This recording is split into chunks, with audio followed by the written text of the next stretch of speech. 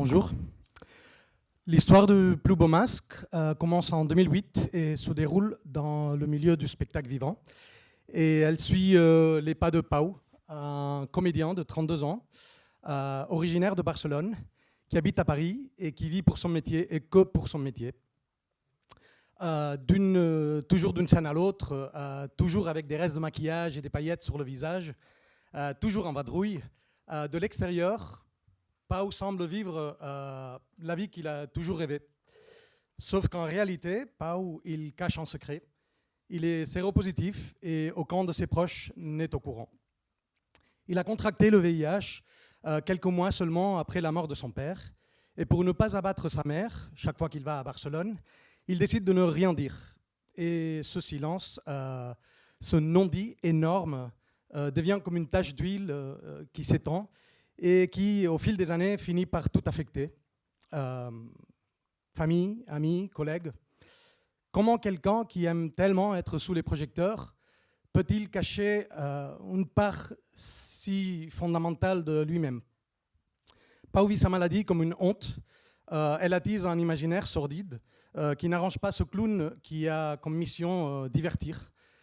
Donc, il s'interdit d'en parler, il s'interdit de se projeter, mais il s'interdit surtout de toute relation amoureuse. Carpe diem, the show must go on. Un jour, dans les coulisses d'un théâtre, il tombe sur Jean, un technicien lumière, qui ne se laisse pas impressionner par le côté fuyant de Pau. Et pour la première fois, depuis des années, Pau cède. Il se laisse aimer et il aime un retour.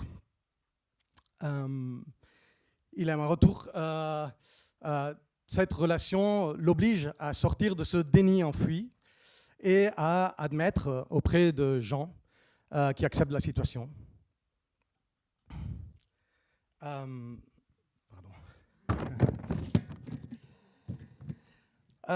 Toutes les barrières que Pau s'était patiemment construites commencent à se fissurer, mais il est incapable de se livrer complètement. Tourmenté par son passé, il finit par s'aborder la relation et prend la fuite, s'en va, de tournée en tournée. Jusqu'à ce qu'un jour, il apprend que son ex-copain, celui qui lui avait transmis le VIH autrefois, celui qu'il voyait toujours comme son bourreau, est décédé.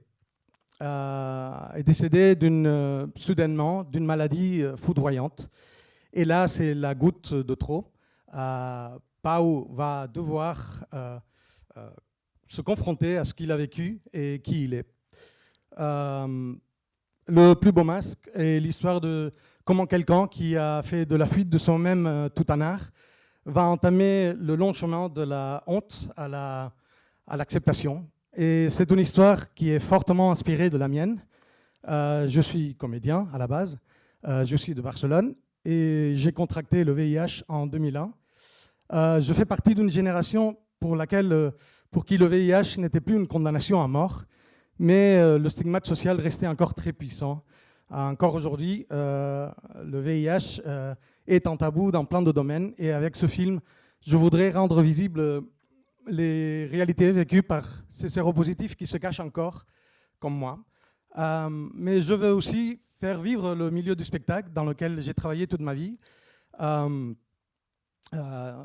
Et le faire télescoper avec l'intimité des personnages comme font Almodovar ou Bob Fosse.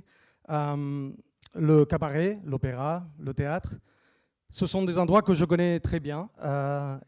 Ils m'ont permis de naviguer entre l'ombre et la lumière au gré de ma pudeur.